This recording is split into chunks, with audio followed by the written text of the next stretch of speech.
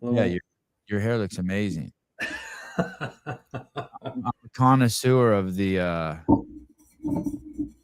peppered hair pullback. yes, you started it all. Hey. Hey, do you put product in your hair? Yeah, I got a little something. There's a little something. I gotta shut that off. I don't know what it is. It's like Just something you a steal from your paste. wife? little paste, little chalky paste.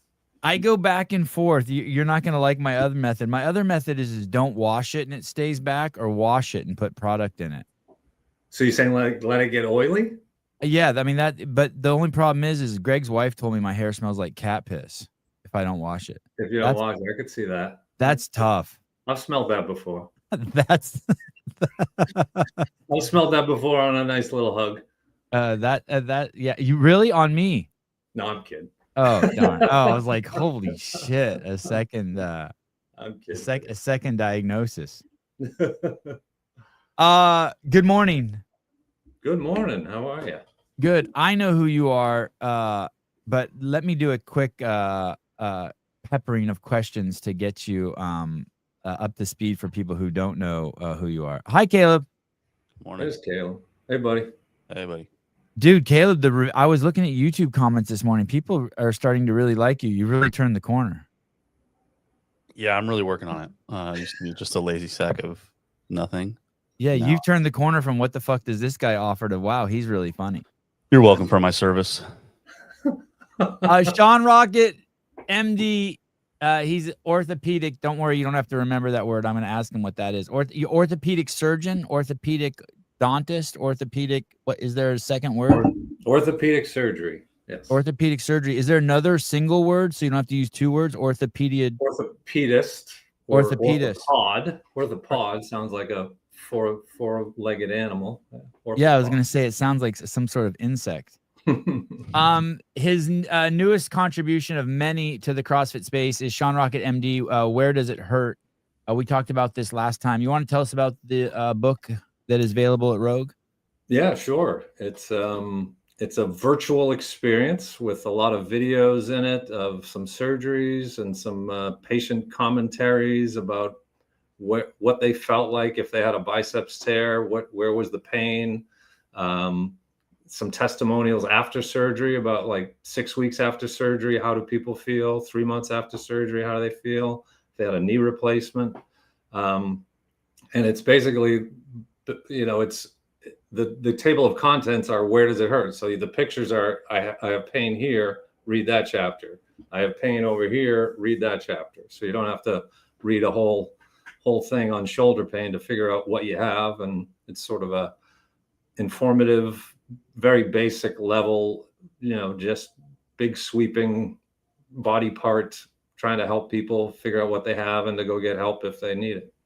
So a tool for coaches, but also if you're someone who has some issues, like I have this shoulder thing that comes and goes, and there might be information in there that could help me understand it. Does it hurt here? Does it hurt here? Does it hurt here? I have more questions about you, but let me ask you this. Is what normally pushes people into surgery, do most people, and I'm projecting, of course, I'm going to deal with it. I'm going to deal with it. I'm going to deal with it. Oh, this hurts so bad that I can't deal with it anymore. I'm going to see a doctor. Is that the... I would say that's most common. Yeah. That some people just shy away from going to the doctor. They're like, I don't want to know what it is. It's going to get better. I don't need to know, but then once it starts to affect someone's sleep, like that's when people come, they can't tolerate not sleeping. Yeah. But then there's other people who have had one day of knee pain and come in too. So it's all over. Hey, along that line, that's basically, so my shoulder will hurt. So then all of a sudden I'll switch to this sleeping method and I'll stop going overhead with like anything more than 20 pounds. And then I'll wait 6 months and then I'll work out for 6 months and then I'll think I'm perfect again. And then I'll do something to hurt it again. And then the cycle continues. I go back to sleeping. Get seen. Let me ask you this too along that line. And then I want to go back to who you are. Because I have little kids, It was unfathomable to me before I had kids that people didn't know the difference between just muscle soreness and injury. And I would hear stories all the time about it. I'm like, are you kidding me? I love, like, muscle soreness is like you check the box. Like, it's like, Right. I always see that as validation from the universe that you worked out, right? Yeah, mission accomplished. Yeah, mission accomplished. So the next day you just stretch and take hot showers and walk and just do, you know what I mean? Just get the blood flow there until the soreness goes away. Why? But now that I have 3 kids, I'm going through that with them. They'll be like, "Hey, I'm hurt here." And then I have to figure out, are you really hurt or are you just sore? And you know, kids are wild. Even like scrapes they think are the end of the world. Like, you know, they fall down and they scrape their knee and they're like, "I'm out." And then if you put a Band-Aid on it, they're like, "I'm back in." I'm like, "What?" What is that people don't how do people figure that out? Is there a way that, how do people learn to like self-diagnose themselves so that they can distinguish between soreness and injury? Yeah, I think number one, was there an injury? Was it just you felt fine, everything was going well, and then the next day it hurt? That's sometimes. An injury, I always say, like, oh, people say I injured myself, and I say, well, what did you do? And they said, I just did my normal workout. And I said, did you actually have an injury? Did you have to drop the weight? Did you feel something rip, tear, pop? You grabbed your arm suddenly with something violent happen, and that, to me, is an injury. There's something ripped or something like that happened. But some people will confuse soreness after the workout for an injury. Like they didn't actually do anything during their workout. They had a normal workout, everything was fine, and then they're sore the next day. And sometimes that can be just, if it's muscle, biceps, muscle soreness, quads, hamstrings. And then if you start to get into the joints more, like, so there's muscles in between the joints, and then there's the joints. And then once you start getting towards the joints, that's where you get the tendons. That's where you get the labrums. That's where you get the meniscus. So muscle soreness is, quads are sore, hamstrings are sore. But then once you start getting more towards the joint, that's kind of can direct you a little bit. Do you get clients like that regularly where they come in and they think they're injured, and then you're like, I don't think you're injured. Call me in 2 days. And then they call you and they're like, you're right, it's gone. Yeah, no, we get that a lot. Yeah. We get that a lot. Oh man. It's so weird to me to see my kids go through that. I don't ever remember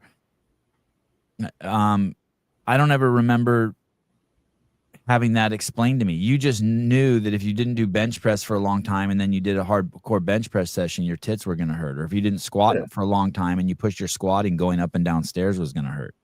So the kid stuff is the tendonitis. That's typically what we see. The kids are running around playing on 4 teams or 3 teams, playing soccer, doing whatever, and their knees start to hurt from no injury, but just, and sometimes it can be really severe, like knife stabbing pain. And that's a tendonitis. That's just from overdoing it, playing on 3 different teams and, working on your patella tendons or your, jumping and running with your hamstring tendons. So that is not an injury, but it is a disability where the kids are limping. They have trouble. They didn't hurt themselves, but they just, after a while, the tendons get those little micro tears, and that's the tendonitis. And we see a ton of that, a lot of that every day. And rest is the cure for that. Yeah. Modify. I always say modify to the point where, for a kid, if they're playing soccer and their knees killing them and they can't walk or they can't put weight on it, they have to stop. They have to, take some time off. If it's the state championship and they got to play one more game, then go ahead, play one more game. And then, you got to take it easy after that. But typically a tendonitis will get better on its own. You just have to modify to the point where you don't have pain during the activity, no pain right after the activity, and no pain the next day. If you can exercise and do things that don't do that, then it's going to heal. Is icing ever bad? I have these ice sleeves, for adults. Oh yeah, on your arms. Good. And I have like 5 of those. And like anytime anything hurts on my kid, I just give them one. Like pull that over your ankle, pull that over your knee, put that on your hip. Yeah. I mean, those are helpful. There's all this controversy over whether ice actually does help or not. It is a great pain reliever. Yes. After surgery, we use it after surgery. It does relieve pain. So that is one benefit. If you look at all the controversy that was out there about don't use ice and ice makes it worse and stiffens it up. For one thing, it is a great pain reliever. The other is you look at all these games athletes and they're jumping into ice tubs afterwards, and talking to them, they say they work out every day of their life, right? Almost. They notice their body feels better after jumping into ice, temporarily. They think it helps them with their recovery. So just anecdotally, yeah, like those guys aren't going to jump into ice if it made them feel worse, right? They're highly tuned athletes who know their bodies, and they say, I've talked to them, they say, yeah, it makes them feel like they can recover quicker, or they feel better afterwards. So it can't hurt anything. If nothing else, if it makes my kid feel emotionally better after he twists his ankle and he wants to pull ice on it, there's nothing wrong with that. I would say there's nothing wrong with that. No, yeah.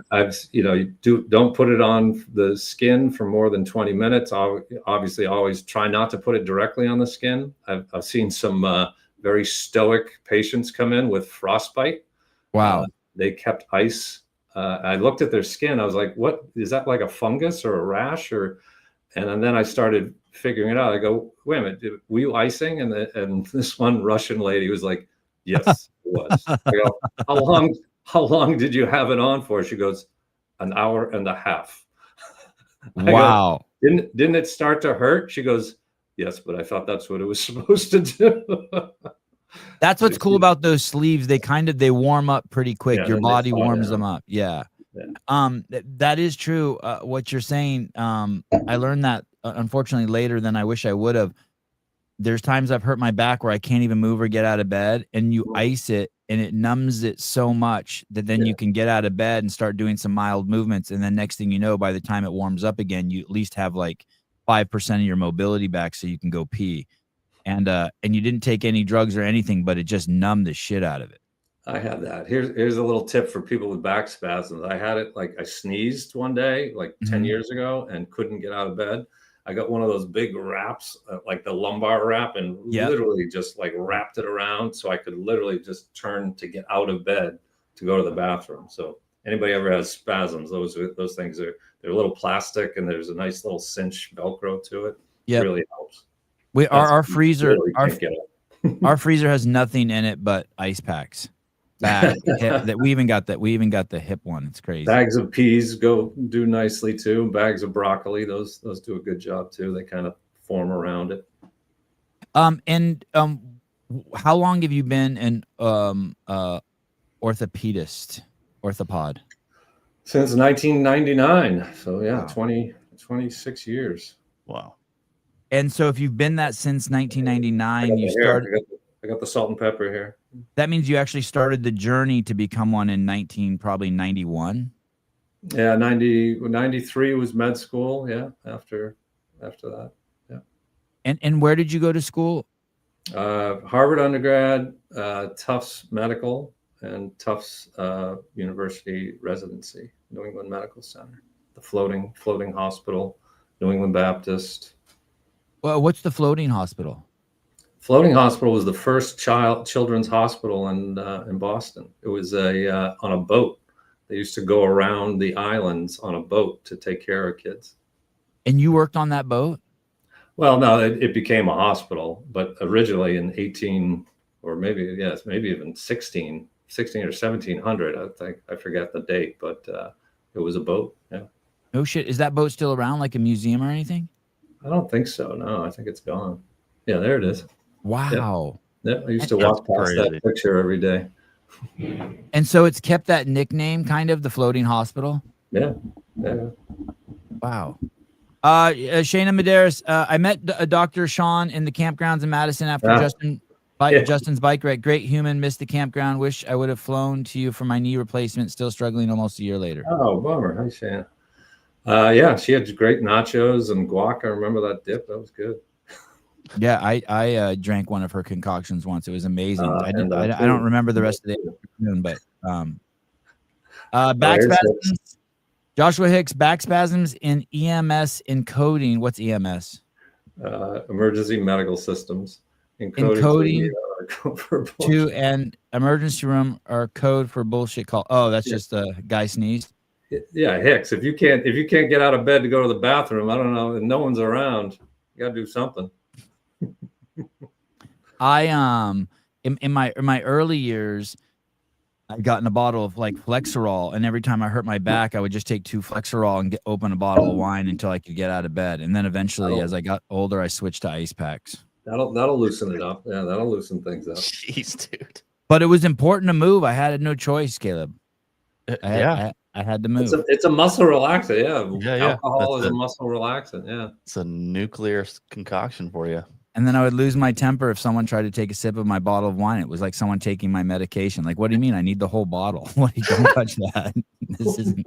Get your fucking out. Oh my God. And when you went into medical, how did you was getting into Harvard hard? It seems like that's hard. Like I don't meet very many people who go there. Was that hard? Did you know you wanted to go there your whole life? No. My brother went there, so I followed. Yeah, I mean, I grew up. My dad was a team physician for Boston College, Harvard, and the Red Sox, and so. Oh, so it was nepotism. You're not really that smart. Yeah. That explains a lot. No, but I grew up going to Harvard football games on Saturdays, and he'd be on the sidelines, and I grew up going there, so I knew about it and met all the players and the football players. And so when you say team doctor, it was specifically for football your dad worked on? Yeah, he was on the sidelines. He was the team neurosurgeon for Red Sox, Harvard, and BC. And did you learn a lot from medicine just from being around your dad, the way someone would learn about, like, my kids are incredible talkers and they ask people thousands of questions? I'm like, yep, I know where you get that from. Did you learn a lot from him being on by his side? Oh yeah. No, and my mom was a general surgeon. She was the first general surgery resident at Boston City Hospital, first female. So yeah, just having dinner, especially during med school, having dinner with them was just a huge fund of knowledge, and asking, but more like how to take care of patients and what do you do in this situation? How do you treat somebody if they have this? And so he was neurosurgery. So I got to know all about nerves and the brain and the back and the neck. And, so it was very, very, very helpful. They were great diagnosticians, great people. And those were the dinner table conversations you would hear. Yeah. Like mom would say, oh, dad helped somebody see today.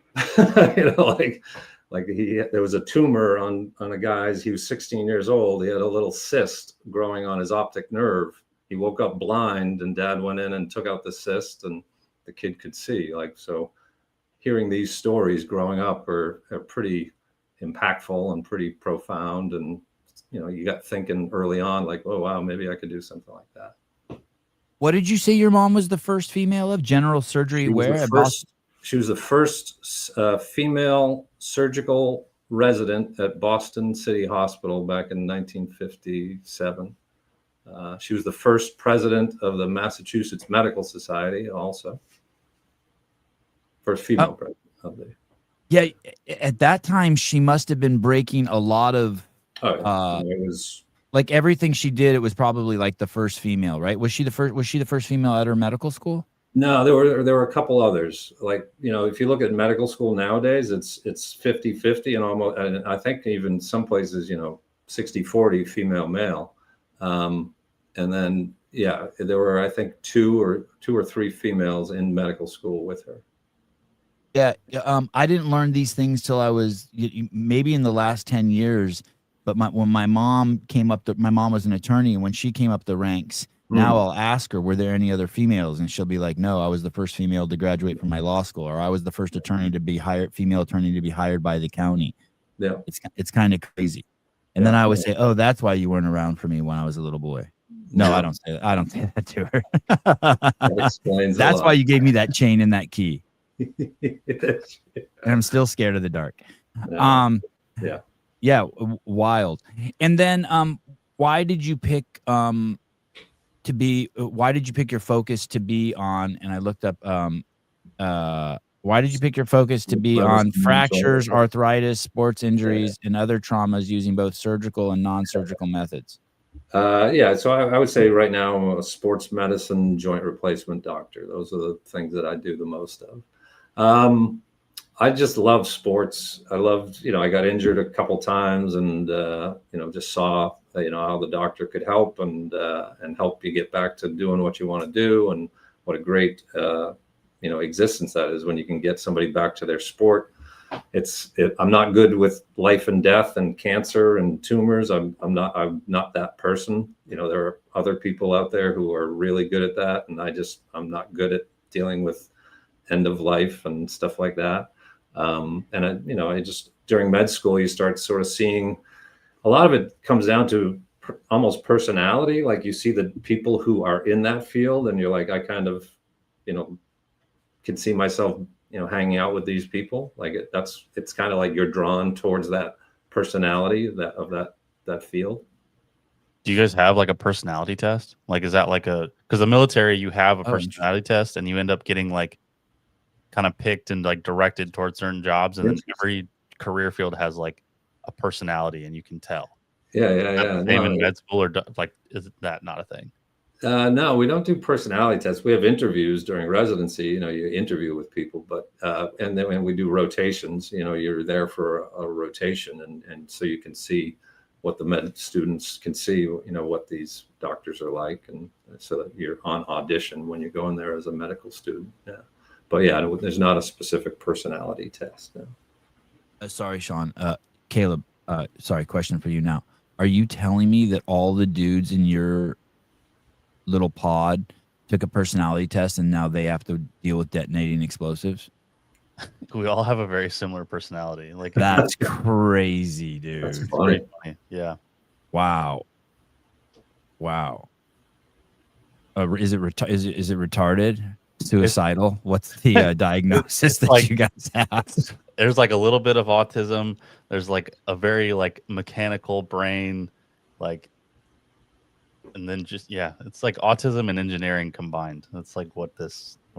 Dangerously handsome too. Don't forget that. I don't know. Hey, whoa. Wow. There's some really ugly dudes. Let's not give us. No chance of getting laid. Let these guys deal with detonating bombs. We'll put them in a suit where no one sees their face and they look exactly. Cool. Let's put the ugly guys out there. Wow. I had no idea. Hey, that's maybe not a bad idea, Sean, to do personality tests for doctors. No. Yeah, no, I think it's it's nice to have diversity. You don't want everybody to be all the same person, the same type. Please don't use that word on this podcast. It triggers me. I'm very sensitive to that word. Sorry about that. Very sensitive. Mm-hmm. Okay, and then so you do that. And did you play sports in high school or even college? I did. I played football, basketball, baseball in high school, and then at Harvard I played football, and then popped my shoulder out, and then I played baseball. Wow. Yeah. Did you and you didn't plan on playing baseball, but when you hurt yourself in football, you're like, I still want to play sports, so you pivoted to baseball? No, I was going there to play both. Yeah. You were. Is that common for people to play two sports in college? No. And you graduated well enough so that you could continue and go to med school while you played those sports. Yep. Wow, you missed out on a lot of hot chicks, I bet. Found the best one. All right. All right. Okay, and then long career, great education. Everything sounds great here. I'm giving you glowing reviews. You're interested in sports, and then that's where you put your specialty because you wanted to get help people in that arena. And then you graduate. And when did you cross paths with CrossFit? Rhonda did it. Rhonda Rockett, my wife. She started it with Heather Bergeron in 2007, and that's when we, joined up with Ben and Heather, and then. Now Rhonda's running a gym out of our garage, CrossFit Launchpad. And that's been a long time, right? Yeah, we just celebrated 10-year anniversary. Wow, congratulations, Rhonda. Yeah. She's up to I think 60 members or so. Still out of the garage? Yeah, 5 classes. There she is. Wow. Yeah. What about the mural? The mural's the best, Caleb. What about your neighbors? Yeah, a lot of them are members, thank God. We try to be careful with heavy deadlifts. She's aware of early morning heavy deadlifts. There's the mural, the little launch pad in the back. It's awesome. It's as anything, it's all about community, and these are our people, and these are the people we hang with, and it's just she's all about support and lifting people up when they need help, and it's been awesome.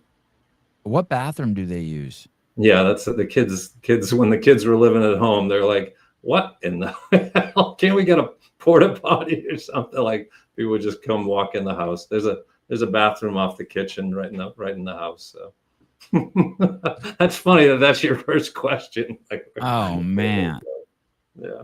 Because all this jiu-jitsu studio that my kids go to, I basically live there, and the bathroom's always having issues. Yeah, no, it's been good. We get very thin toilet paper. Oh, smart. All right. Yeah. So you expert. There's a free affiliate tip. It's not even an affiliate show. 7 the best athletes in college get the girls. Oh, yeah. Thank you, Thomas. All right. If you say so. Okay. So 2007, and then when do you start actually becoming like more? When's the first time you volunteer to do a CrossFit event?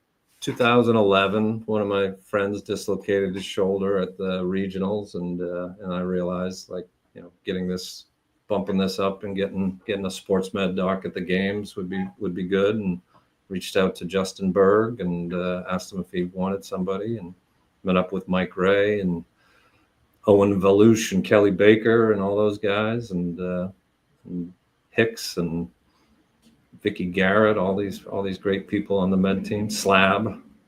I know somebody's going to be upset if I leave the name of Dave Lindsay, Jeremy Malik. You can throw them in anywhere in the show. You think of someone, you can throw them. They always go, "Hey, you didn't mention me." I thought, now I'm just going to throw it up for everybody. You'd be like, "Hey, man, I'm 53 or how old are you? 53, 52, 58, 58." You can be like, "Hey, man, I'm 58." That's right. And have you been at the games every year since? And Bull, then? Jesus, I forgot Bull. Oh yeah, how could you forget Bull? And Judah, Bull, Judah. Everything. Caleb, as he says these names, do you know some of them? I probably know like a handful. Okay. I think I remember Slab, Hicks. Yep. Just the and have you been at every game since then? Yeah. Everyone. Did you even go to the COVID games? Yeah, that was the best. Oh shit! That was the best. Wow. COVID was the best. That was like apocalyptic, right? Remember that first workout? There was no music. You're off in the desert, this desert background, and they have no music. It is completely silent, and the athletes are like looking around, like, "Where's the music?" And it was just a very surreal. And just 5 athletes, 5 men, 5 women, 5 and 5, yeah. And that was the run. That was the run back. The reverse run, remember? I think I wasn't allowed at the games that year. I think that was the year I got fired or something. Oh shit! Nice. But I don't think I was allowed there. Well, that was the year that Castro told everybody to return the run, go back up the hill, and do the run backwards. Yeah. That was the best moment. I heard a vicious rumor, and sorry to put you on the spot, but that there were no injuries at the games this year. No, we're yelling it out loud. Yeah, we're telling everybody there were no injuries, no orthopedic injuries at the games. I did not see one orthopedic issue. Is that the first time ever? Yeah. Every year, there's a handful, and there's usually some high-end athlete who has an issue, but masters, there's always been stuff with that, and tendon tears and stuff like that. So yeah. It was great. I was useless. I was not needed. Does that mean that Dave? The games weren't programmed right? That it was kind of like it was too easy? I'm kind of joking, but not joking. I hear you. In the early years, Tony's like, "Hey man, this is hard. You could die." No, I hear you. I think there was some intent there. Yeah. Let's not hurt anyone this year. Let's go the complete opposite of the year before. Yeah. The back squat, if that was the heavy maneuver, that's a pretty safe maneuver, it's not an overhead, it's not a clean and jerk, it's not a snatch. I think that a back squat, a heavy back squat, and even the sandbags, some of those guys, when they were lifting the sandbags, I thought they were going to pass out with a 300-pound sandbag on top of them. And, it's what we do on the sidelines. We always sit there and think what could happen here. But yeah, I think the back squat with the safety straps was a very safe maneuver. Yeah, the sandbag was crazy because I felt like I was seeing them do some stuff that was unorthodox. And in this, my assessment of it, and I'm not an orthopod, I'm just a video pod, but the actual injuries or the discomfort that people were getting, I think people did have some neck shit happen after that one. Yeah, I think it was because of was coming out and their own tension they were holding in their body is what was hurting them. You know what I mean? Like when you tense up so tight you could actually tweak yourself. Some of them were getting a little compression of their jugular. They were getting a little blue in the face. You having 300 pounds rest on your what is that artery called? The carotid artery and the jugular. Yeah, a lot of them were dizzy afterwards, getting a little dizzy. So, yeah. Speaking of carotid artery, do you have any thoughts on the Charlie Kirk conspiracy? No, never mind. Okay, Jake Kazan. Hey, Dr. Rockett. I'm Alex Kazan's husband. Hey, Jake. How are you, buddy? That means they sleep in the same bed. That's what that means. It's code for that. I want to thank you for helping Alex get back to 100%. She loves you. Oh, that's sweet. And we appreciate your knowledge and help. Best doc in fitness. I appreciate that, Jake. Yeah, it was, it's what I do when these games athletes have issues.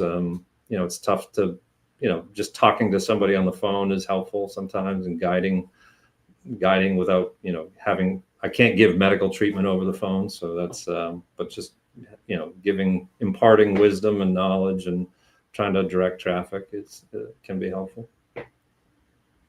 You don't just obviously just treat games athletes. You obviously have a wide breadth and deep understanding of just CrossFit movements and injuries. Is there a most common injury? Hey, this is something that I see. This is the one most common in CrossFit.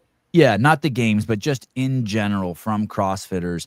There was an insurance guy in South Africa, and I remember him sharing some information with Greg on the data about CrossFitters. And he said, basically, we save a ton of money on these guys. Every metric drops except orthopedic physical therapy and orthopedic stuff. That one goes up. Obviously, the other stuff that they save money on outweighs those things, but that one does go up, and which makes sense, right? If you're going to put miles on your car, you're going to need new tires.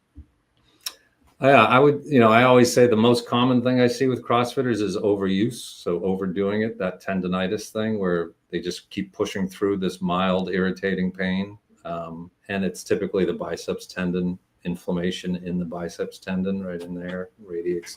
The tendon is here, the biceps tendon is here, but the biceps muscle's here. But people will come in and they'll point here and I'll say it's your biceps. And they're like, why? Isn't that down here? But the tendon, the rope, and the attachment is up in here. So that's the number one thing I see is overuse of the biceps and the rotator cuff probably. And then slap tears, superior labral tears. It can get into that with the old. Remember in 2007, 2008, we talked about the kipping swing, and that's pitchers get slap tears because they're rotating like that, and so somebody who's kipping, swinging can get a slap tear too from the biceps pulling. The other part of the slap tear, I think, is if somebody drops off the bar, they grab onto the bar and they drop, and they're holding on with their biceps, that superior labrum can get affected from traction. Hey, and what causes the tear? It's, whenever you have a bone tendon junction, the tendon attaches to the bone, or the cartilage or the labrum attaches to the bone, and it just, if you exceed the force of that attachment on a cellular level or a macro level, then it can pull away from the bone. So it's when your muscles aren't strong enough, or you exceed the force that is keeping that together. So, you know, if they do experiments where they'll take a biceps and they'll put a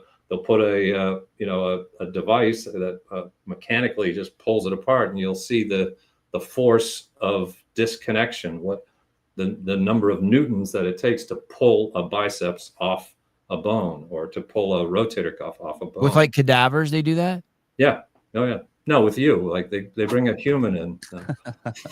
Hey, Sean, is it as simple also, like if you had a cadaver tendon and then let's say you took a blow dryer and warmed it up, would you get more elasticity out of it? Like, is it like, just logically thinking, like you warm something up, it becomes more malleable, right? Is that literal? Less brittle, yeah. Is it that simple? Like, hey, dude, like that. I mean, sometimes I can't even squat. I can't even move. And then once I warm up, I can like almost do the splits. Yeah, you feel your muscles are lengthening, and your tendons don't lengthen as much, but your muscles certainly can lengthen a little bit. Yeah, it's moving a joint, getting the joint and the tendons loosened up, getting blood flow, and yeah, getting the soft tissues more pliable. There is debate. Right? There's even debate about whether stretching does actually make a difference. And I've seen, you know, some of those studies that say that it doesn't change the muscle tendon unit, but I do know that if I do a back squat and my 10th back squat is better than my first back squat, right? Right. And I think that's just getting the joints and things, you know, the ligaments stretched, the, you know, muscles loosened up. Is it as simple as like heat and lube? I mean, you know what I mean by lube? I mean, just whatever juices are inside in the body. Yeah. I mean, it's that. How do you feel after a massage, right? You feel so much better, right? I've never had one. You've never had a massage? No. Like that you can talk about, or? No, I've never had one. Have you had a massage, Caleb? Caleb, you've had a massage? Yeah, dude. Who massaged? You've never had a massage? No, never had a massage. I went to like a Massage Envy or something. It was pretty nice. Yeah. I think I fell asleep. Maybe you need to loosen up a little bit, dude. Dude, I think your back would be fucked if you did a massage. Like, really? Yeah, I don't know. Sometimes people come out of there and their back is just like completely locked up. I've been to a chiropractor 3 times, and all 3 times I left, my back was fucked. Yeah, that's what I'm saying. I think you just keep doing what you're doing. Don't mess with anything. Don't change anything.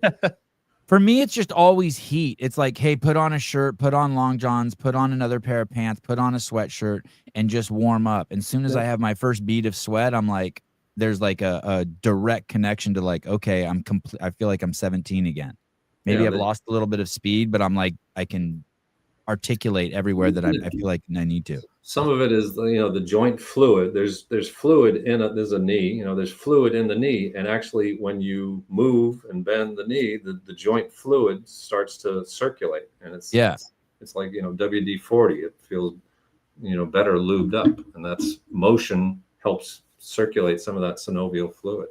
It's like in the old days. Do you remember when your dad used to warm the car up before you drove? Yeah. I mean, like no one does that shit now, but do you remember that shit? Like go start the car and you start it and it's like warming up. Yeah. And like, I always assumed it was just the pistons grabbing the oil and lubing the entire engine. Now it's just so the kids don't complain that it's not a perfect 69 degrees in the car. Soft little pussy. With the air conditioned seats. I want to talk about this. Well, first of all, tell me, what does a tendon do? And is that Achilles? Is that a tendon, that big wire that's on my ankle? Yeah, Caleb can maybe pull it up on 321 Go MD, or that's my website. It's 321 Go MD, or the book. But yeah, this is an Achilles tendon, you know, example, and where this is the tendon, and then the muscle, the big muscle is up here, and you know there we go. I just dislocated the ankle, but when the muscle pulls, it pulls on the foot. So it, you know, when you're landing, I'll turn it down here. When you're landing, I know we were talking about box jumping. When you're landing, the tendon. Yeah, this is pretty anyway. He normally doesn't injure people, guys. He usually helps. There you go. That's a better example. So when you're landing, you are stressing the calf muscle and you're stressing the tendon. And so when you land directly on your foot from a box jump, your Achilles is like here. But if you land on your toes and then you try to pop right back up again, the Achilles, is gonna pull. And so that's why when we talk about box jumps, if you land on your foot, I've never seen anybody tear from just landing directly on their foot. But if they land on their toes and then they try to pop right back up, they're gonna pull, that tendon's gonna pull up. And I've seen a lot of rebounding box jump tears, Achilles tears. And when you say land flat on your foot, maybe not obvious, but in my mind, you obviously have to land on your toe, but you're saying that if you eventually have to let your heel tap to take some of the brunt. When you land, and some people land directly, like some people will just land directly. Oh, that would hurt my teeth if I did that. Right. But if you land here and then try to pop right back up from here, the Achilles is under tension and it can pull. So landing and then jumping is fine, in my opinion. It's the landing on the toes and rebounding immediately where this tendon is going to lengthen. This rope is going to lengthen as it comes down and then pops back up. And so when I was taught to jump rope and do double unders, the way I was taught is when you land on your toes, but your heel should touch the ground enough to like pin a lizard to the ground, but not kill the lizard. Yeah, I've seen those both techniques where you do land directly on your foot. It does take the pressure off your calf, and fatigue can be less if you land directly on your foot versus landing on your toes and just popping up off your toes. I remember I did a post and I got a ton of commentary from people who said, then you're saying that no one should play volleyball and no one should play basketball, and why don't you see this? And yes, number one, we do see basketball players who tear their Achilles and volleyball players that do it, but it's a jump and a land versus a repetitive back and forth on a box jump. There's some fatigue that sets in, I think, in the calf muscle. And then if the muscle fatigues, you don't protect the tendon, and then the tendon sees more stress. But the way to mitigate that, but it obviously would slow you down a little bit, is to let your heel touch the ground. Correct. And if you're a games athlete and you're trying to finish double unders as fast as you can, that's not really an option for you. Yeah, a lot of the games athletes are just on their toes the whole time on the jump rope. Yes. And so that tendon also, though, can be warmed up just like anything else. You wake someone up at 3 a.m. and have them do it. Is it fact to say that you're more likely to tear it if it's not warmed up? Again, there's debate over whether stretching actually does something, but intuitively it makes sense to me. Right. And I'm sure there's going to be people out there who jump on this comment and say whatever, but intuitively to me, it makes sense to get the muscles loose, to get your joints loose, your ankle joint loose, and to try to get the tendon, supple and moving. And then age would play a role. Do our tendons, as we get older, become more brittle? Yes, correct. They do, but training can help mitigate that. So, I always talk about how do you reverse age and the aging process. And, through CrossFit, we've seen some tremendous muscular gains that people are getting, hopefully if they're competing without extra juice or anything like that, but you can reverse some of the aging process of the tendon. You can build up tendon density and hypertrophy of the muscle and tendon strength by training. Does that take a long time? Anytime I talk about tendon or ligament strength, people are like, oh, that takes 20 years. No. I would say no. I would say, much shorter than that. You show gains in strength even with 6 weeks of training and 6 weeks of muscular training. There's changes in the tendons at 6 weeks. This is probably going to be inappropriate, but I love his comments. From the Base Show, that's the show on the 7 podcast from Europe. Dr. Rockett, I heard a crack come from the base of a certain appendage. No damage done, I think, but should I be worried? From the base, like the top of the base, I used to crack it there too. Just push down on it a little bit. Yeah, you never did that, Caleb? Just in the morning, just kind of crack it a little bit. Just kind of like push down on it a little bit like this, and you get a little like it's like cracking your knuckle. The only time I've ever heard of somebody popping it, they dislocated it. Oh my God. So don't ever crack it. That shit. All right. There are fractures. You can have fractures of multiple different things. Yes. How can you? Isn't the penis just cartilage? How could you just cartilage fracture or just bones fracture? No, there is a thing called a fractured penis where the muscles break. Wow. Does the penis have a tendon? Does the penis have a tendon? It's muscles. There's. Yeah, I would have to get some urologists here, but no, I would say that there's no tendon in a penis. I don't think. Okay, I'm gonna ask you a really dumb question. Tell me what the tendon does and the difference between a ligament for the layman. The muscle is the muscle here. The tendon attaches to the bone. So in the rotator cuff, there's muscles. These muscles become tendon, and they attach to the shoulder. The biceps. Is the muscle, and then the biceps tendon attaches to the forearm here and to the shoulder up here. Okay. And what do ligaments do? Ligaments, say like on the knee ligament, this is the medial collateral ligament, attaches bone to bone. Okay. So bone to bone. And then the tendon, there's a tendon. Here's, the tendon here, the quad tendon attaches the quad muscle to the patella, and then this is actually a ligament, the patellar ligament, because it attaches patella to tibia, but they call it a tendon. Jody Lynn, good morning. Wow, very generous. Thank you. Sevon, how did Dr. Rockett become involved in CrossFit Games, and how many games has he attended? Did he go to the ranch for the COVID year? Oh, wait. Did you hear the answer to all those questions? I asked all those questions. For $50, I'll answer that again. Okay, go ahead.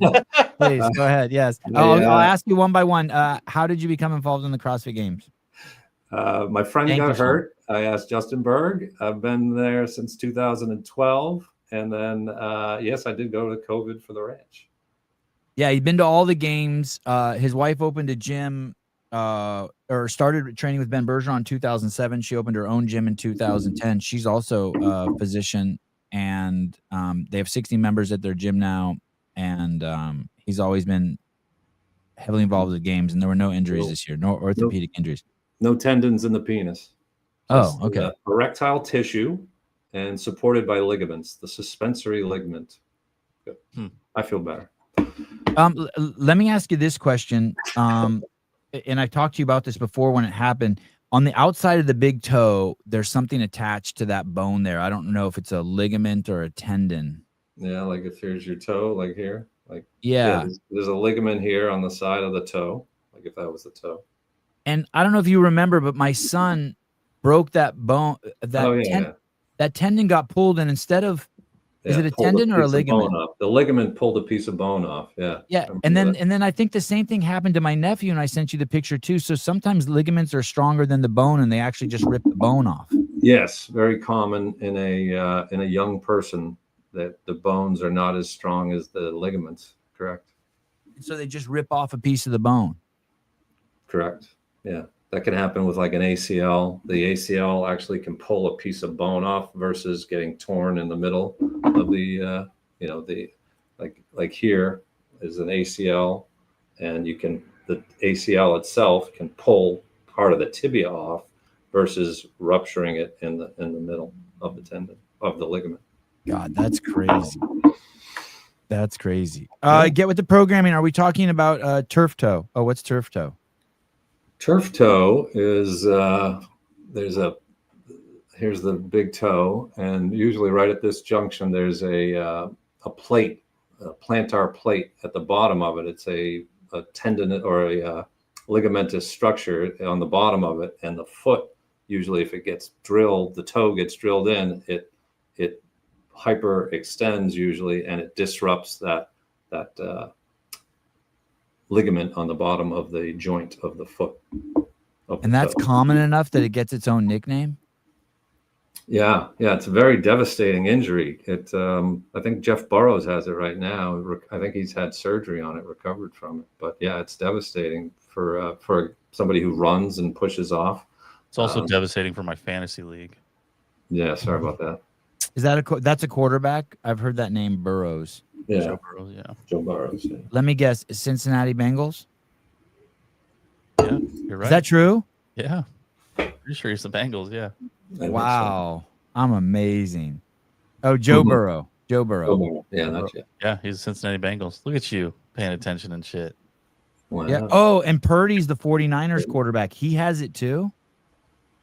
Hey, why do you get that? I'm trying to figure out, how does that happen, Sean? How does someone stub their toe like that when they're running around? I've never stubbed my toe like that. I mean, I'm not. Not when you're running. It's usually like if it's usually you're falling and you land and somebody pushes down, lands on top of you, or there is enough force that your toe goes into the ground for whatever reason. But yeah, usually if you're tackled, your toe comes back up like that.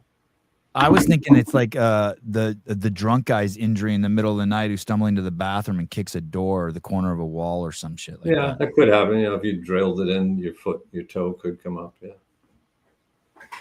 Let's talk about masters athletes. Do old people have more injuries than young people? We'll start broad. If they're trying to do the same thing, yes. Yeah.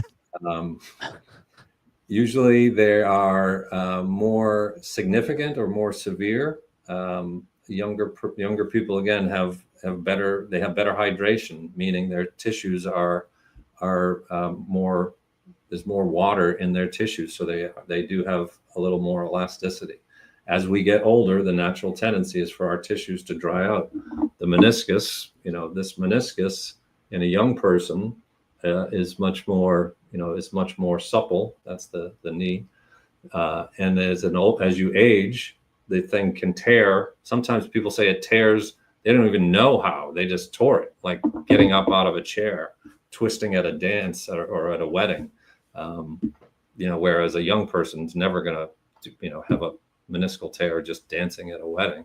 But as you get to 50, 60, meniscal tears are typically the beginning of arthritis, where the joint starts to break down, the tissue starts to break down. And if you lose that meniscus, you lose some of the cushion, then you start to get increased force, increased contact, and you start to get breakdown. And that's breakdown of the joint. That's the definition of arthritis right there, where you lose this nice, beautiful cushion on the end of your joint. I remember being, I don't know, younger, significantly younger, and talking with some people who were I was like 30 and they were 60. I'm like, what the fuck's up with these old people? Why are they trying to, why are they trying to do all this stuff that the kids are doing? Why do they care so much? I was referencing like the masters athletes. Why do they care so much? And this person who was 60 was like, hey dude, you don't understand. Nothing changes. Like, you're going to be 60 and you're going to be the same person that when you were 30, and you're still going to want to perform at this level, and you're still going to want to win, and you're going to still want the accolades, and you're still want to be the fittest. And now that I'm 53, like, I finally, like, I was like, you're a fucking idiot. Those are some dumb old people. And now I'm 53. I'm like, oh, nope, I get it. Yeah. When the one I think is specifically is the axle bar. There was an axle bar hang clean or something like that in Carson. And I know that, when I do pull-ups on anything that's not just the traditional bar, like if I do something where I'm like holding that big steel ball and I'm doing pull-ups, I feel crazy tension in my bicep tendon, or anytime I'm using a wide grip or anything like that, I feel crazy tension by my bicep tendon. So there's obviously things that put more tension on old people. Weight, extra weight. I remember we had a guy who they were doing weighted pull-ups. It was weighted pull-ups. Yeah. And he trained with like 80 pounds weighted pull-up, like 80 pounds, significant, right? How old was the guy? He was a master. He was about, I think he was, I want to say 58. Okay. And he came to the games and decided to load up 120. Yeah. And I'm like, what? You thought 40 pounds was gonna, you know, the roar of the crowd was gonna get you an extra 40 pounds, and he ripped his biceps. Like, so sometimes the gray hairs don't necessarily convey. Sometimes you got to be careful. You know, you got to train, and if you're training and you're doing well, great, that's awesome. Like, these guys are amazing athletes, but sometimes you got to be smart too.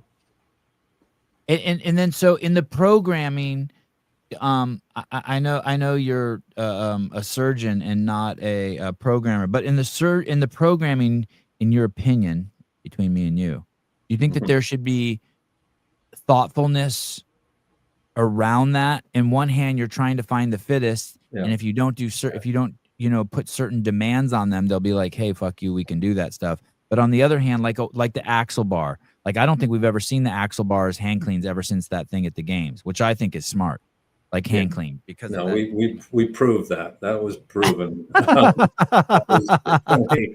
Yeah.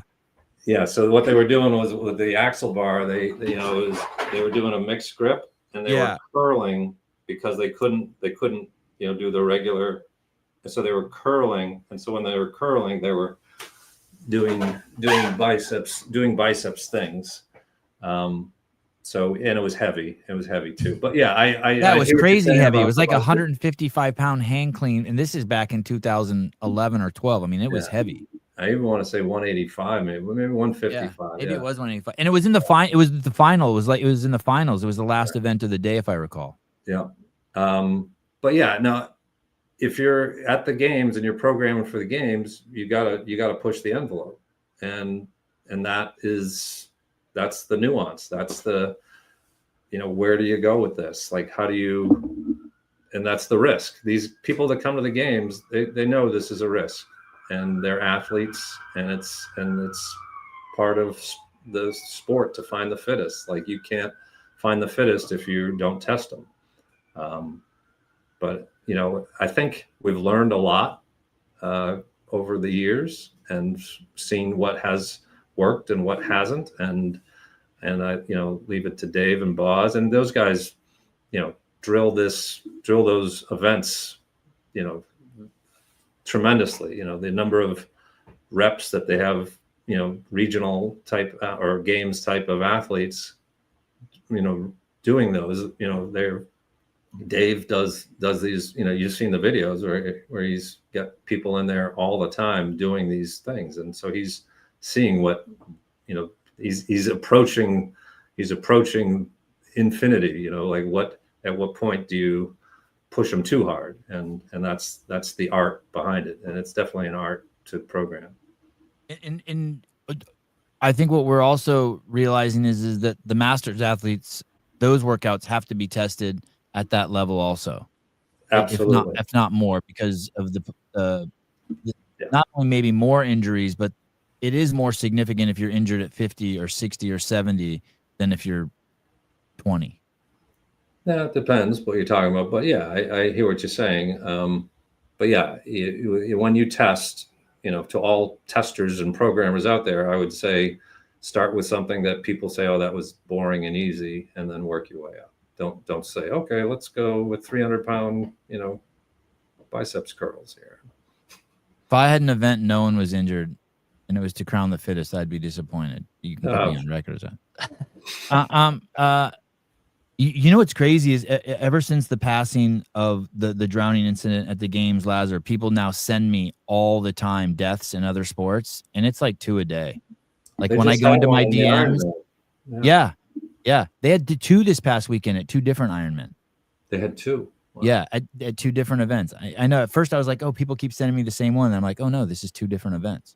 Yeah, every week there's something. Someone crashes into a tree on a bike, someone drowns, someone gets lost, I mean, it's like it's wild if you start, I remember for a while, Greg was really focused on dehydration. And if you do a regular during football season, if you follow high school football and you have the right Google alerts, you'll see there's kids dropping on the field once a week. Some kids dying, some high school kid. Yeah. It's always in Texas. Yeah, it usually is hot places. Yeah, like from heat stroke or heat, overheating. Yeah. And, there was the overhydrating, over drinking water. And that's an issue. And then there's the heat stroke where you're too hot. Sorry, I didn't mean to conflate the two. Do supplements like glucosamine, chondroitin, yep, hyaluronic acid, yeah, really help with joint health? Do they help with joint health? I would say the answer is no. The goal of those medicines are to take away pain, so you can take orally glucosamine and chondroitin sulfate. And the studies on those are very mild recommendations and maybe not even a recommendation. In my practice, I've had people take it and they say it makes them feel better. And I'll say, okay, stop it and see what you think, and then take it again. And if it in fact did make it feel better, then that is accurate. But a lot of people in my practice have taken it and have not noticed a difference. Hyaluronic acid is, it's called viscose supplementation, and that's an injection of hyaluronic acid. It's like a honey, and it tries to coat. You put it into the knee, and it tries to coat the friction that you get when you get arthritis between the two joints. And there are, again, some studies suggesting it helps, some studies suggesting it's no different. The only really true way to tell is to try it out and test it. And I certainly have people that do it and they feel better with it, and they come back every 6 months to get it. But there's certainly a lot of people that it doesn't make a difference and it doesn't help them. Hey, what is the definition of arthritis? Right there. You're losing your cartilage, your articular cartilage, you're losing that, and you're getting bone rubbing against bone, which hurts. And then it can also cause swelling in your joints. You get a lot of fluid in your joint because of the bones rubbing and the reaction of the lining of the joint. The synovium produces fluid and it causes pain. So anywhere where you have anything articulating where there's some disturbance in the fluid motion, whether it's the bones chipped or the cartilage is chipped, or yeah, that cushion breaks down. That lovely blue thing there, that blue cushion breaks down, and you get bone rubbing against bone, and then you get thickening of the lining of the joint, the synovium of the joint. And when you lose that, Caleb, you can go to 321 GoMD. You can see some good. Click on arthritis, and you can see some stuff. Is there a cure for that? Is there is there anything you can do for that? Can you get new paddings, new brake pads?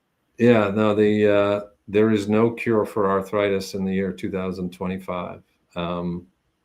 The end result, the end game for a hip or a knee or a shoulder is a joint replacement.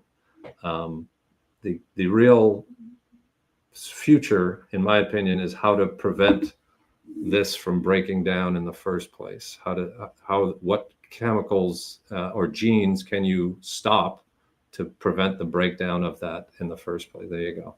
This is my website. I just have pictures, and you see we grade arthritis on 1 through 4, and you have cushion on the left, and then as you wear your cushion down, it goes to the right there. So this like divot here is just bone on bone. That's bone. The wear away of the bone. That is bone. That's like on the kneecap here. If you're looking at the kneecap, this picture is flipping the kneecap flipping it on itself and looking, and that's exactly what you're seeing. That's grade 4 arthritis. Wow. Wait, that white stuff isn't the padding? So the white stuff here is good, just like in grade 0. That's good. Yeah. Grade 0 is good, and then that's cushion, and then when you lose cushion, that's bone on the right. That's what it looks like. The grade 2 and 3 look better to me. Grade 0 looks like it's got a little tear too, like on the bottom there. Isn't that? Yeah, right there. What's that? That's just. Let me see that. That is just. Just like orange. That's part of the bone. That's part of the side of the end of the bone. And look at grade 1's completely covered. I like grade 1. Well, grade 0 is the best. Grade, but it's got bone exposed. Without that little, I think that's a cadaver, and I think somebody nibbled the end of the bone on that. That little area is but grade 1 has a little, fissuring, I would say, and softening, and then grade 2 is where you lose and you get fibrillation of the cushion. Yeah. And then grade 3 you get more, and then grade 4 is none. Wow, I don't even know how to look at those. Grade 4 looks fine to me. Isn't that all that white stuff? No, so that's bone. That is, so imagine, look at this, cushion. If you look at this, see this cushion? That is, this cushion here is that's the white stuff. This white stuff on your joint is literally soft like that. If I took that away, imagine taking that away. It's like an old sofa, sitting on a bad sofa. You take away the cushion, and it hurts. It's painful. And there's no pill you can take that grows that stuff back or makes it last longer, or no? Has anyone ever tried just to replace that stuff? What is that stuff called, that cushion? That's articular cartilage. And yes, there are cartilage transplantations just for little isolated areas. Yeah, like a patch. Diffuse, like a patch. Yeah, you can put a patch in, you grow cartilage cells, and you can inject them in there, but not if you have diffuse wear and loss of it. The harder you have to grip, the more risk the more you risk your bicep tendon and elbow. Also, for me, my pain doesn't really come from the intensity of the grip. Maybe I'm not old enough, but it's how open my hand is. The more open my hand is trying to grab something, the more I start feeling it up here.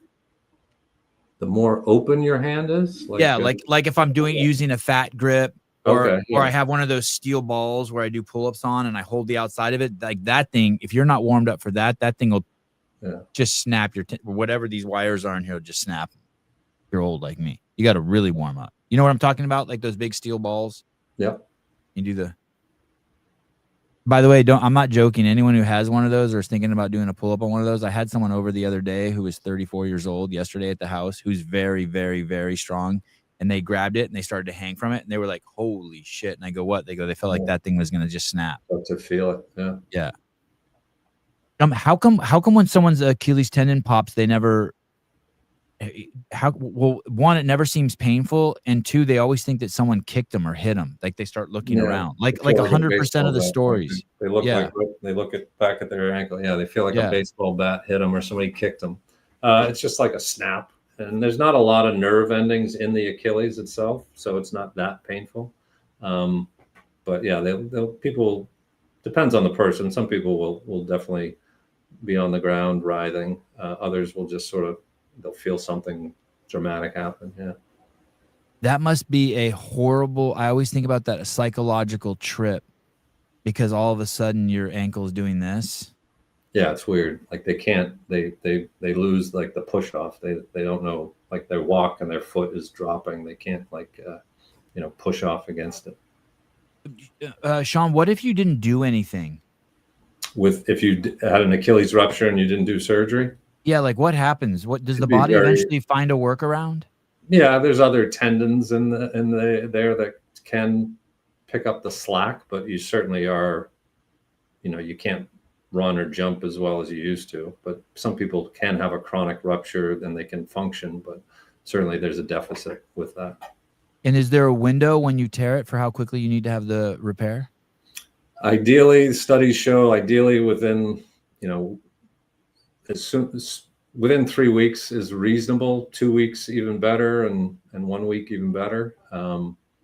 6 weeks is bad because the tendon pulls away and you lose some of the stretchiness, and then as it pulls away, it wants to go back. So that even if you do a nice repair, sometimes it tries to pull away, because it's contracted. And same with a rotator cuff. If a rotator cuff tears, you do have a certain amount of time before that tissue starts to lose its stretchiness and its elasticity, so that even if you do go in, sometimes it still wants to pull away.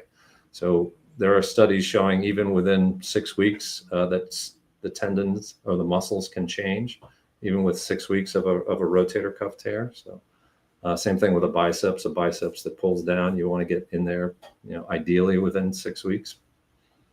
Can you pull the picture back up of the cartilage, Caleb?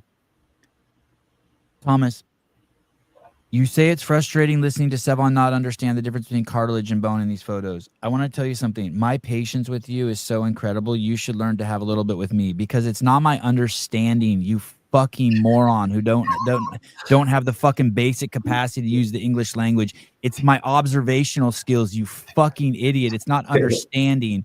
Caleb, scroll down on that. In photo, yeah, there it is. There's grade 2. See, grade 1, grade 2, grade 3, and then grade 4. See, that's the loss of the. My observational skills surpass your fucking language, Thomas. I even noticed in grade 0 that there was bone fucking exposure and something nibbled on it, like a moth or something. You fucking idiot. And it's not my understanding; it's my observational skills. You fucking moron. Sorry. And learn how to use the English language. Is there a history there? It's just it's my little brother from another mother. No, Thomas isn't going to get banned. Are you kidding me? Those are the highlights of the show. Yeah, Dr. Rockett's going to fall asleep if I don't fucking have a few outbursts. Crying out loud. What about peptides for tendons and ligaments? They seem to be very popular. Every Tom, Dick, and Harry, the John Ubermans, the 4-hour work week guys, that like all the internet doctors are like peptides. Yeah. Are you just pumping those into people every day, like by the gallons? No. You don't get. You don't do your internet doctor. You don't do your doctoring through internet doctors, Instagram doctors. There are animal studies that are, there's a ton of different peptides that are out there for different body parts. I'm certainly not an expert on peptides, and I'm sure there are people who know a lot more than I do about peptides.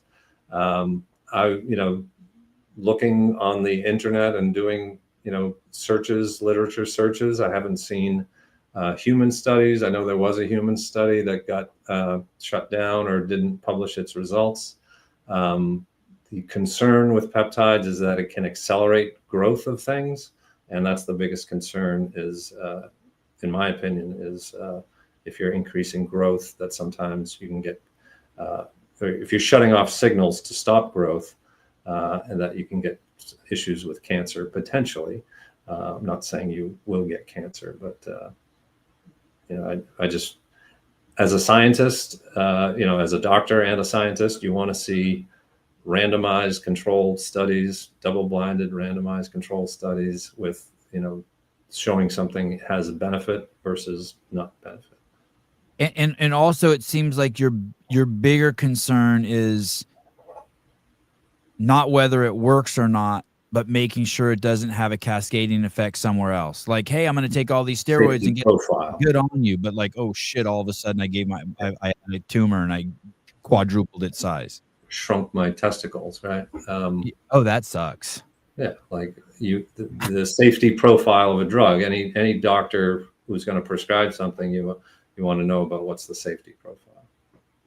So for you, I need human studies. I need more. Yeah, you need. And if they're out there, please feel free, send them to me. I'd love to read them. But just someone saying, "Hey, I took a BPC 157 and I feel better." That doesn't cut it for you.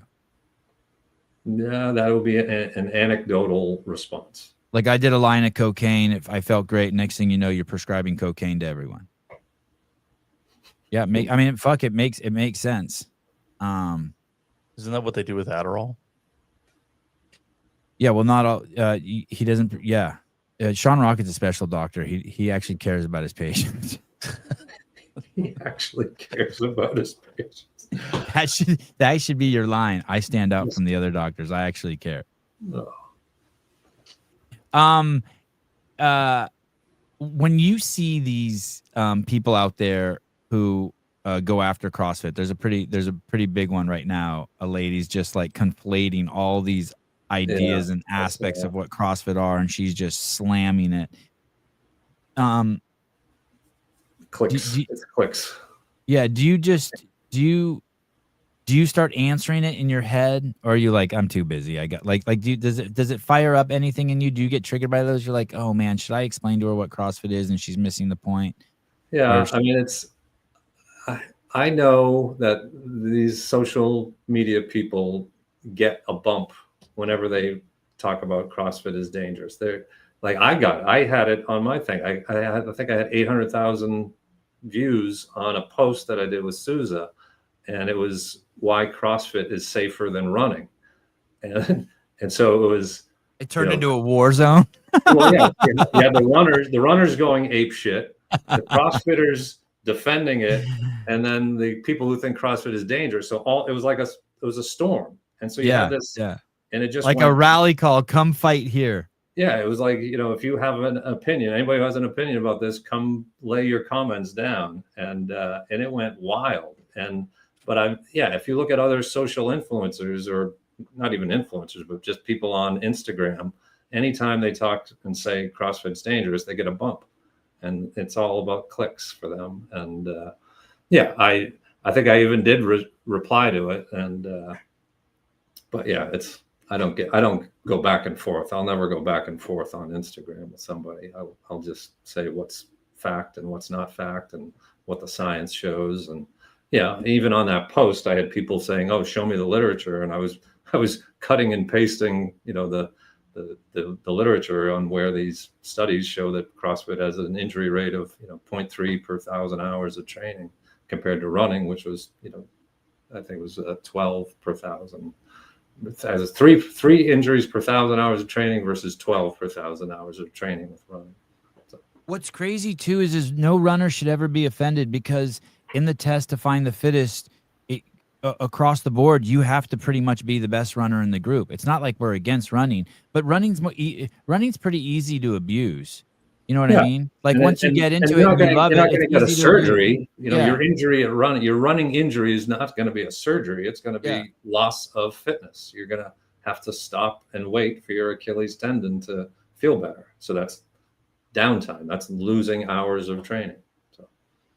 Hey, I heard this story I think you'll appreciate the other day. I had this guy on. He held the world record for the beer mile. He ran a 4:27. No. Wow. Crazy, right? What? Yeah, this guy's a specimen. I'm just amazed at drinking that fast. Like 4 beers. It takes me about 10 minutes to drink 4 beers. No, I'm kidding. I can't even drink 4 beers anymore. He basically, you drink a beer and you run 400, and you do that 4 times. Yeah. That's amazing. I know it used to be like 5.5, and just that's phenomenal. That's an athlete right there. Yeah, he's definitely special. Look at that too. It took him 5 seconds to drink 12 ounces. Yikes! Oh, I'd be burping the whole way.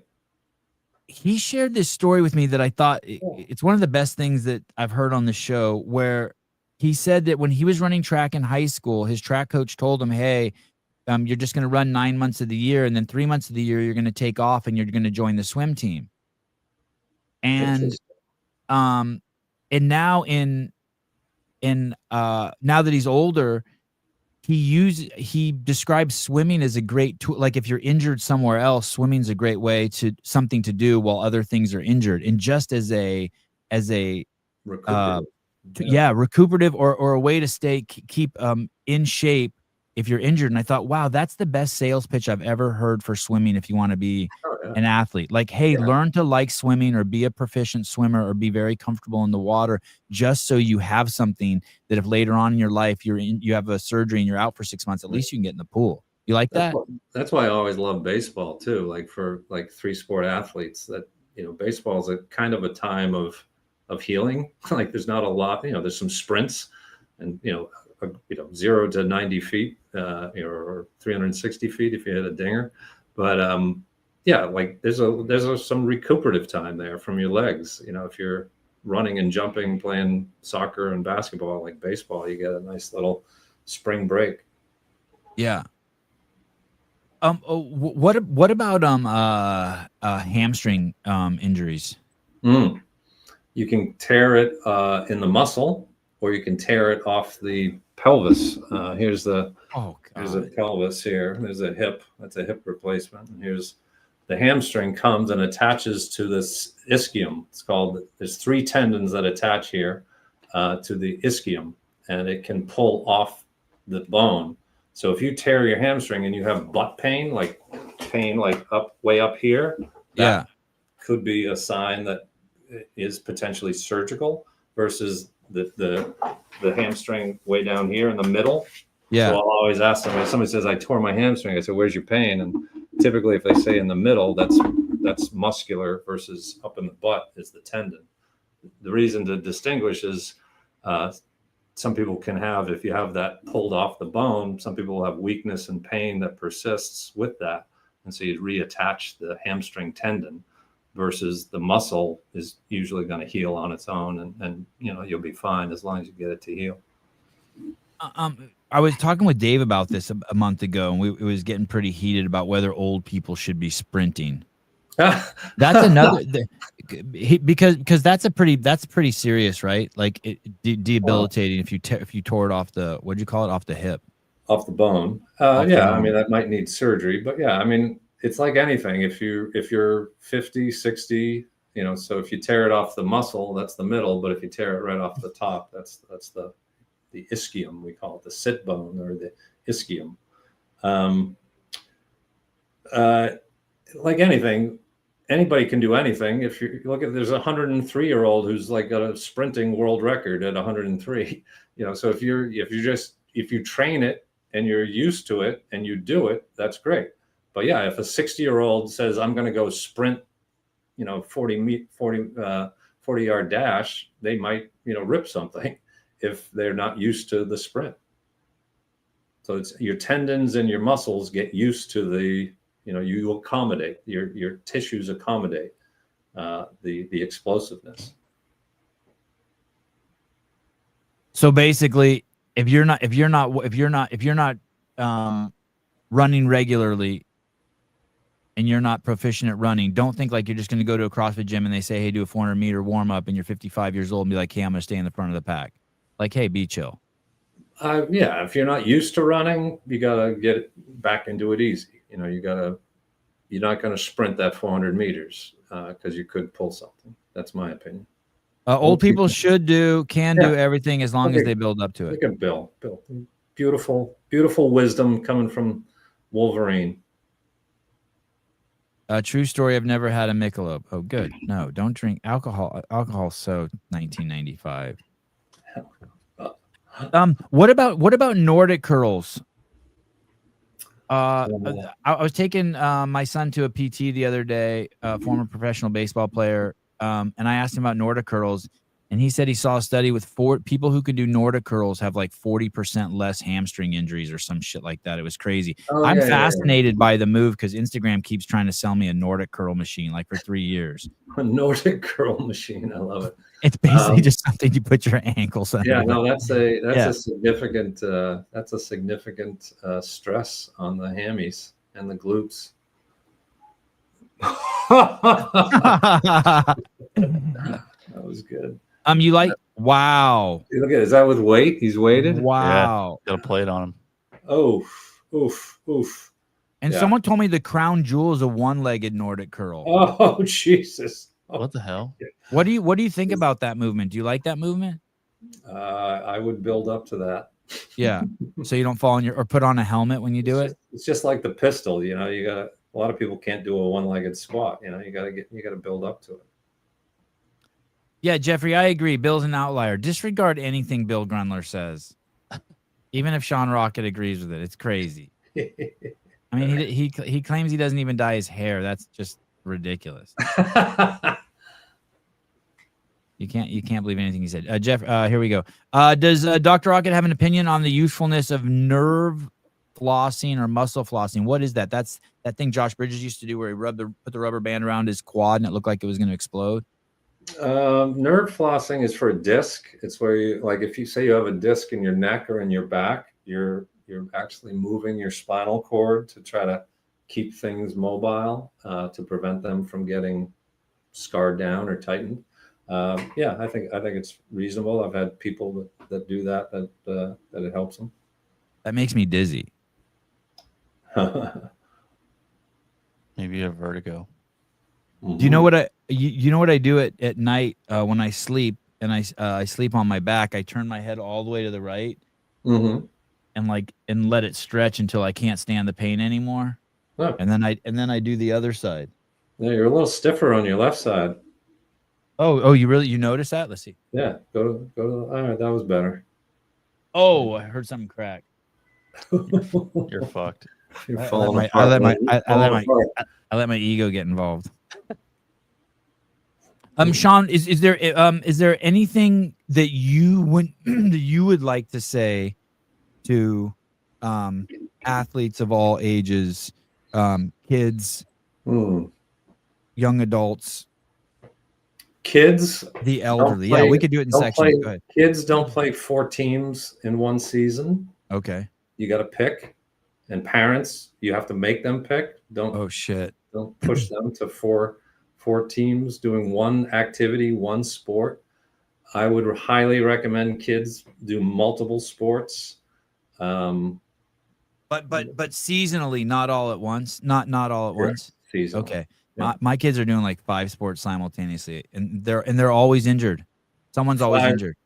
So, well, I could see that, but five. Say you were on 4 soccer teams. Oh. That's what I'm talking about. Oh, okay. If you're on 4 soccer teams in September, October, November, that to me is you got to be a parent and you got to set limits. Hey, and I just realized that was a thing. One of my buddies, his kid's on 3 basketball teams. Yep. I'm like, I didn't even know that was a thing. You ever see those? It's the AAU where the kids are all walking around. Like every kid has bands around their knees because they all have patella tendonitis.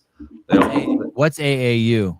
Like you know, outside of school sports, like elite sports, they all have the patella tendon straps because they're all limping because they're jumping and they're playing 6 games on a Saturday and 5 games on a Sunday, and the kids are getting to the point where, like, we see this a lot.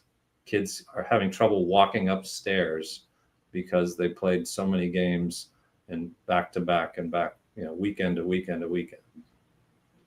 So that's number one. Kids do different sports, pick a certain amount of teams to not do that. And let me throw this in there. You don't have to my kids do gymnastics, but they want them to be on the gymnastics team. No, like they get to, I don't want them pursuing. Unless they wanted to, I don't want them they don't have to pursue every sport to the elite level. Some things you can just do. Yeah, enjoy. You know what I mean? Like tennis. Enjoy the sport. Like kids should enjoy sports. Yeah, right. They should not be dragging themselves. The kids should be asking to go to the sport. Yes, well said. Yes. The parents, you should not be dragging your kid to 4 games in a day. If the kid is like, what am I doing? They're not having fun. They're just, So there's burnout. We see burnout because kids, their arms, their elbows, their ligaments, they tear from baseball, soccer, their knees, ACLs. There's burnout. If the kids aren't enjoying and aren't having fun, there's a certain amount of mental fatigue that takes place. For older people, don't try to keep up with the 20-year-olds.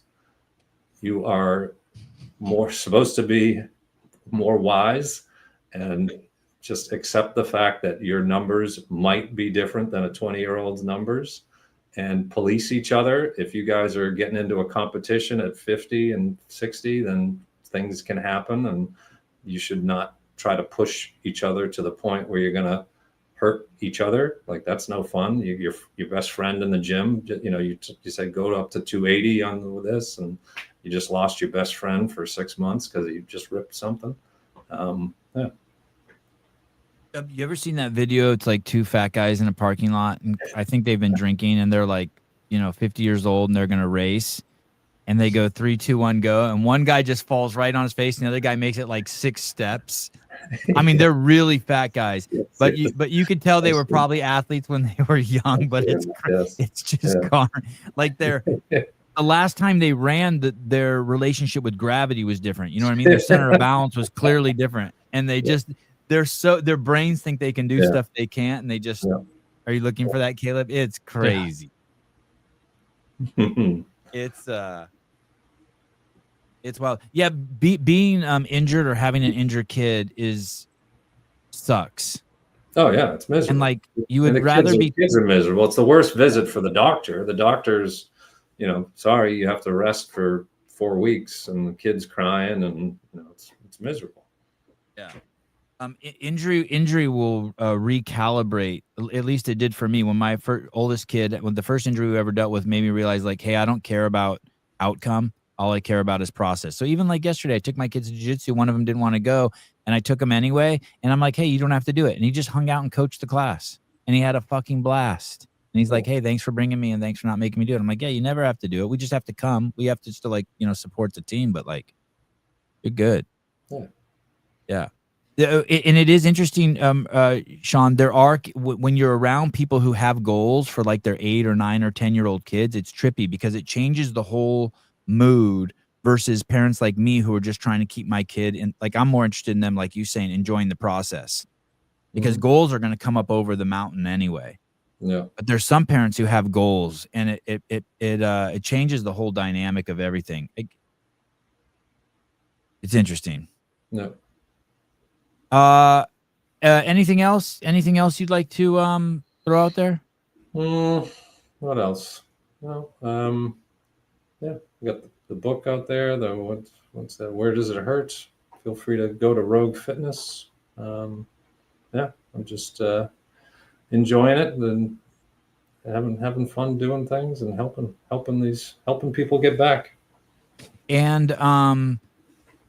do you do you work with people who want to work with you? Like, how can people, like, if I don't, you're in Boston?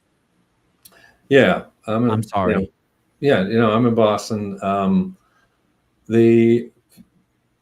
Ideally people coming to Boston is the way, to go, unfortunately, because of, I have to have malpractice in other states if I'm going to give advice in other states. And, I can't give advice over the internet. But yeah, I've certainly, I have people traveling from all over the country and the world to come to Boston to see me. There is somebody recently who's coming up soon, who's a sort of a strong man who's coming for surgery. So yeah. Andrew Hiller? No, he's not that strong. Oh, all right. All right. Like, strong man. Do you have any thoughts about the mayor of Boston? No. I stay away. All the stuff you get into, I stay away from that. God, she's all right. Oh, look at uh-oh, there we go. Hey now. Oh, there he is. I'm kidding. Andrew's a good. But not like 6'6", 390 pounds strong. Not that type. Now he's gonna do something. He's gonna do like a 500-pound back squat today and post it and tag you. Don't hurt yourself, Andrew. You're getting old. Yeah, do not keep up with the 20-year-old. Yeah, Andrew is getting old. What is he really? He's probably like 30. He's probably like 30 now, or we're all 30, getting old. 30. We're all getting old. Some of us 30's old now. Than others. Cool. All right. Always pleasure having you on. Thank you so much. Next event, I guess the game season is they're starting to make open announcements. Games coming up, Rogue's coming up. Yeah. Do you go out to Rogue also? I have not been to Rogue. That's on the bucket list. I got to talk to Katie and Bill and Hicks about that. But Hicks has always invited me to go. So we got. Have you ever drank moonshine? You mean almond? Almond moonshine or peach? Yeah. Have you ever had moonshine? Maybe. My dad makes moonshine. I probably shouldn't say that in a foreign country. It's crazy. Flavored? Yeah, flavored. Grappa? I forget. Grappa in Albania. I have like 3 bottles in my freezer that have been there for years. Yeah. Nice. Yes, Hicks is well known to that. Those Southern men. All right, brother. Thank you so much. Thank you. Thanks for having me. I hope it helps, and hope people got some knowledge and benefit. The website is 321GoMD, Wealth of Knowledge, Dr. Sean Rockett. And then don't forget to head on over. Very affordable. You should double the price of that book. Where Does It Hurt? All right. Thanks, brother. Good to see you. See you, Cal. Good, Doc. Sean Rockett. Always easy. I prepared for this podcast last night watching Tulsa Kings. Nice. Yeah, he's the best. I like working with him. I'm watching. Oh shit. Are we going? Josh said yes. Oh shit. Okay. Shit, I gotta go. I have a great show prep. Do you want to do a show later on tonight? I have a great show prep with so much just crazy shit. Let's do it. Just so much political fucking. I'm so a fan of Kash Patel. I'm so not a conspiracy theorist. Listen, I'm 1 foot back into becoming an NPC. So ready. I'm so ready. I'm so ready to. What's the guy's name? Nemo. The guy in the Matrix. I'm so ready to take the blue pill. Why can't I can't think of his name right now? I got blue pill. Does anyone get? You never hear anyone about taking the blue pill. Everyone's like, I got red pilled. I'm black pilled. I'm fucking taking the blue pill, motherfucker.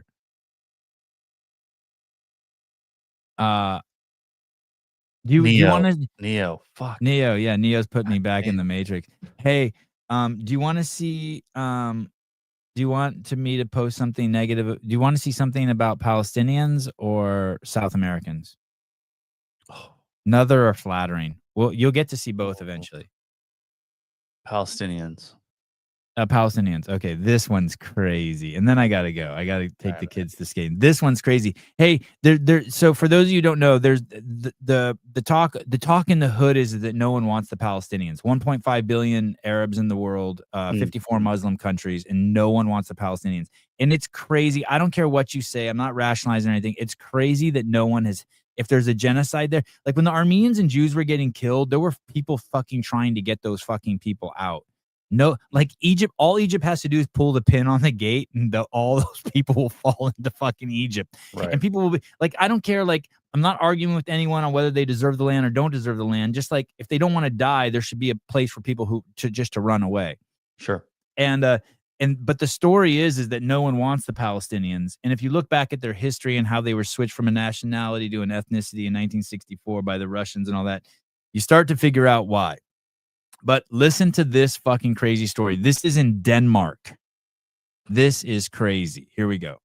The Danish government passed a law allowing the immigration, specifically of 321 refugees from Palestine. And the study followed them from 1992 to 2019. Out of the original 321 Palestinians, 204 ended up being convicted of a crime. 71 of them were jailed, and 176 ended up on welfare. So that accounts for 63% became criminals and were convicted, and more than half ended up on welfare. So they followed the second generation. They had 999 children. 337 ended up being convicted of a crime. 132 of them ended up being jailed, and 372 of them ended up on welfare. So that's a 34% conviction rate and a 37% welfare rate. Their very own justice minister later stated in a 2019 interview, and this is the guy who presided over this entire thing, by the way, and I quote, "These asylum seekers should not have been let in." In 1990.